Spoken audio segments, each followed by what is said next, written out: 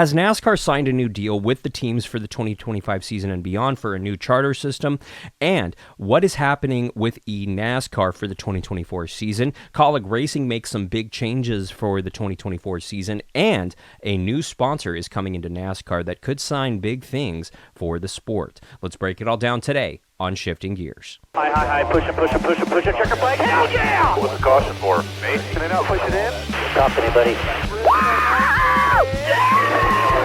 Come on, he's going! Way to go, boys! One hell of a job, man, one hell of a job. Thank you so much. I am a very sick Alan Bailey. Welcome on into a Monday, January 15th edition of Shifting Gears. Yes, I spent all weekend in bed sick. I am still sick, but I drug my ass over to the computer so that we could talk some NASCAR news because a lot happened over the weekend and late last week. And with us missing an episode on Friday, I didn't want to miss a second in a row. So here I am. So do me a favor, mash that subscribe button so that you do not miss a video. And big news, we just hit 6,000 subscribers on the channel, so big accomplishment. Should we do a giveaway? Let me know in the comments down below. And while you're there, make sure that you also check out our second gaming and esport channel, Team Chaos, with the link in the description down below. And as always, log on to arnrace.com for the latest motorsports news. ARN, the Motorsports Authority. Clearly, I am sick as a dog, but we're going to try to get through this as best we can.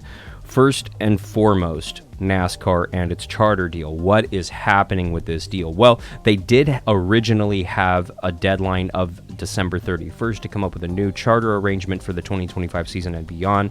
Now, Adam Stern reported a couple of things late last week and over the weekend. First, he reported that NASCAR is offering the teams 42% of media revenue in a proposed new deal, which is up from the 39% according to his sources. And then the very next day, or later that day, I should say, he clarified, saying that there are two different ways of counting NASCAR's money present during the charter talks with the teams. The first has NASCAR's new offer at 42% of the media revenue, up from the 35%, and the second source is saying that NASCAR's new offer is 49%, up from the 39%. And again, these are Adam Stern sources. We cannot confirm this, unfortunately. We just know that the negotiations are still ongoing. Honestly, the teams need more money. You have big Cup Series teams like Hendrick Motorsports and Team Penske, who were both in the championship for, and obviously Team Penske picking up the championship in 2023, losing money, reportedly, even with winning the championship, winning all these races, being competitive. If you're still losing money and you're a fully funded race team, that doesn't bode well for the business model of NASCAR. How are smaller teams like Colleague Racing, like Spire Motorsports, who are putting together race-by-race deals with sponsors, supposed to last the full season and make some money and pay their employees if they're losing money doing what they should be doing? Honestly, the entire system needs to get reworked. This money coming from the media partners is going to help NASCAR, obviously, but it needs to help the teams too. And I hope that we can find a solution between NASCAR, between the teams, that gets NASCAR the money they need and that gets the teams the money they need to fund themselves.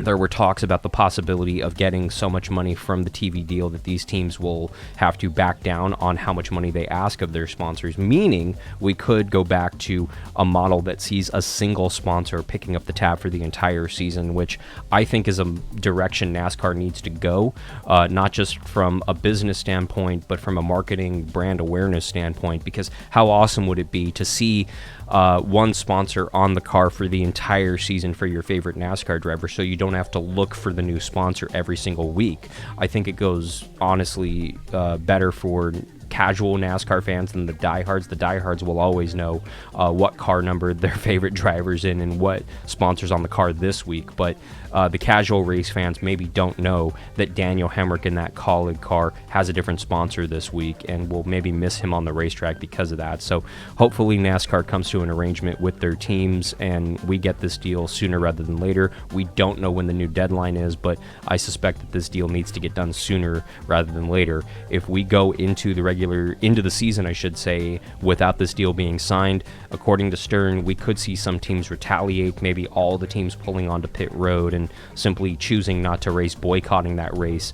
I think that that's a little far-fetched, but if negotiations are going that south, that could happen. Remember, about a year ago, we had team owners coming out vocally, disagreeing with the negotiations with NASCAR, and now a year later, the deal still isn't done. It's not looking good. We also found out that Kaz Grala might be moving over to Rick Ware Racing in 2024, potentially taking over the 15 for a majority, if not the full 2024 season. I was hearing that this number 15 car was going to do what it was doing this last year, essentially being the all-star car, the experimental car with a different driver in it every week. Kaz Grala coming on over tells me that Rick Ware might be looking to improve that car a little bit, maybe make a run for the championship with that 15 car, but it all depends on sponsors. That's kind of what this all comes down to, and I'm hearing that it will be a majority of the season, if not the full season for Kaz Grala, but again, nothing's official. There's still a negotiation, so anything could happen realistically. We found out yesterday that Machine Gun Kelly is going to be performing during the mid-race break at the Busch Light Clash on February 4th. Internet's kind of divided on this one. I originally thought, this is a big get. This is an A or a B list celebrity performing at a NASCAR race. It's huge, but the internet kind of dismissed it, and honestly, I don't think that that's really fair. Machine Gun Kelly might not be as popular as he once was, but he is still a good get for NASCAR. It's not somebody like the Chainsmokers, who were popular 20 years ago and were relevant 20 years ago. It's an A-list person that honestly is costing NASCAR a lot of money, and kudos to NASCAR for getting him, honestly. I think that this is a good get, despite what a couple of faceless profiles on Twitter will tell you. It is a big week for the ENASCAR Coca-Cola iRacing Series. It is free agent week, so you have a lot of drivers on the ENASCAR side all looking at their phones anxiously, seeing when they're going to get the call to race for a particular team. We did find out the 2024 season at the end of last week. 18 races in 2024 with 3 distinct stages and the playoffs. Stage 1 happening at Daytona, Vegas, Atlanta, Richmond. Then Stage 2, Brands Hatch Circuit. Then Dover, Talladega, Charlotte Motor Speedway, and Darlington. With Stage 3 at Iowa, Nashville, Chicago Street Course, Indianapolis, and Pocono, respectively. Then the playoffs out at Michigan, Texas, Phoenix, and ending the season live at the NASCAR Hall of Fame at the virtual Homestead Miami Speedway, with fixed races, heat and sprint races all mixed on in there. The top point scorer in each regular season stage will receive a $3,000 bonus and 5 additional bonus points for the playoffs. Once again, in 2024, 10 drivers will qualify for the playoffs by either winning a race or scoring the most points in the regular season, and 4 of those drivers will qualify for a shot at the championship finale out at the virtual Homestead Miami Speedway. I very much like this schedule. I think it is very different. The stage racing does add a different level to it. I think that with the eNASCAR side, it might be a little unnecessary because the season is so compact with only 18 races. The season already produced drama as it was, so I'm not saying it's unnecessary, but it didn't need it. I think that this is going to add a lot more chaos and a lot more drama into the series that I think was already there, honestly. So I'm interested to see what happens. It should be a really good season. And another piece of interesting news is the fact that the Nitro Circus Sim Racing team announced that they are expanding to the series in 2024. It's one of the new teams. We had a couple of teams fold after the 2023 season, unfortunately, on the esports side of things. So I think it's going to be interesting to see who comes into the sport. It is absolutely going to be a wild season. Everything kicks off with the exhibition race on January 30th, so keep an eye out for the eNASCAR Coca-Cola iRacing Series in 2024. Adam Stern also reported over the weekend that Rajah Caruth and Spire Motorsports have signed a deal to run the entire 2024 NASCAR Truck Series program, with Rajah supposedly taking over the number 7 truck for Spire Motorsports. The number and the sponsors have not been announced yet, but that announcement is expected to come sometime in the next few days. Honestly, kudos to Rajah, man. He took over that Hendrick Motorsports Chevy in the Xfinity Series for the finale in 2023, and he did a respectable job in the Xfinity Series. And I do think that he is going to be a contender for the Truck Series, not only to win some races in 2024, but perhaps even the title. Spire has purchased the assets of Kyle Busch Motorsports, and they've purchased some of the assets of GMS Racing, from what I've been told. And with both of those Chevy teams kind of folding during the offseason, Spire is going to be kind of one of the front runners for Chevy in the series. So I do expect Rajah to contend for race wins. He got very close in 2023, and I think he'll seal the deal in 2024. Keep an eye on him. Colleague also announced that Circle, which is the flavored water bottles with the pods in them, will be the primary sponsor for Daniel Hemrick in 19 races in the 2024 season in the Cup Series side. Circle's been with the organization since 2022, so honestly, kudos to them for coming back. I think whenever a sponsor comes back nowadays, it is cause for celebration, but at the same time, it's not a full-time season, so Colleague is still looking for those sponsorship dollars, but this is a huge chunk of one of their cars being sold on the Cup Series side. So congrats to Daniel Hemrick and to Colleague for signing a sponsor for 19 races for the season. We also found out late last week that Legacy Motor Club has signed Dollar Tree to a multi-year full season commitment. Now, you're not going to see Dollar Tree on one particular car. You're going to see them on a rotation, either on the 42, the 43, or Jimmy Johnson's 84 in the 2024 season. But it's really cool. It's a brand new sponsor coming into the sport. It is not a coincidence that Dollar General's former NASCAR deal was done through their CEO, which moved over to Dollar Tree, and that deal that was done about 10 years ago looks very similar to what the Dollar Tree deal will be, with a different sponsor paying for sponsorship, kind of like Kroger and JTG does with their number 47 Chevy in the Cup Series. So you're either going to see a Dollar Tree or Family Dollar car on the track with a different particular sponsor on the hood or on the side of that car throughout the entire 2024 season. It's big for Legacy. They needed some more sponsors over there, some full-time sponsors, and even though this is a 3-year, $10 million per year deal with Legacy Motor Club, it does bring in some big sponsors into the sport. I do think that this does kind of explain Dollar Tree's products going from $1 to $1.25, $1.50 in some states. They had to pay for that Jimmy Johnson ride, man. It's an expensive ride, and they had to pay for it, period. And as always, or at least since our last episode last week, we are ending the show with our mailbag, where we kind of open up the comment section to what you guys have left us. Make sure that you leave a comment or anything that you want down below that could end up on the show. We will start with this one from Mr. 241.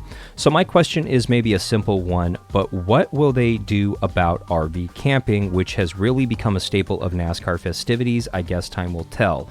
They're referring to Fontana or California Speedway. Auto Club is no longer the name of that track. It hasn't been for almost a year now, so I'm not going to call it Auto Club. I'm going to call it California Speedway or Fontana. And honestly, NASCAR is still trying to figure it out. Honestly, that track going from the 2-mile configuration to the half-mile means that we will no longer see infield camping, but I'm hearing that NASCAR is working with iRacing to come up with models and things like that, and they're looking at the possibility of putting campers on elevated ground outside the turns potentially, but again, this is all still kind of up in the air. But I do suspect that NASCAR is trying to figure out how to accommodate camping for fans at the new Fontana location. Obviously, they have significantly less area to work with, so there's obviously not going to be as many spots available, but once NASCAR figures it out, I'm sure they'll announce it, and we will have it for you once we can confirm it.